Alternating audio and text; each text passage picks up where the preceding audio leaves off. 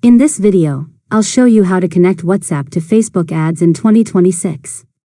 First, sign into your Meta business account on your desktop. Once you're inside, click Settings. Next, click More Tools and then select WhatsApp Manager. After that, click Add WhatsApp account if you haven't connected a number yet. Enter your WhatsApp business phone number and complete the verification process using the code sent to your phone. Now, once your WhatsApp number is verified, it will automatically be available inside your Meta business account. Next, open Ads Manager and create a new campaign.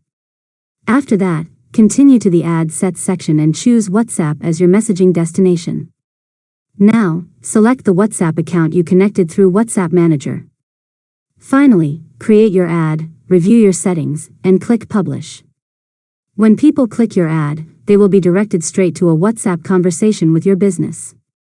And that's it. You've successfully learned how to connect WhatsApp to Facebook ads in 2026. If you found this tutorial helpful, make sure to subscribe to Learn Mode Lab for more tutorials.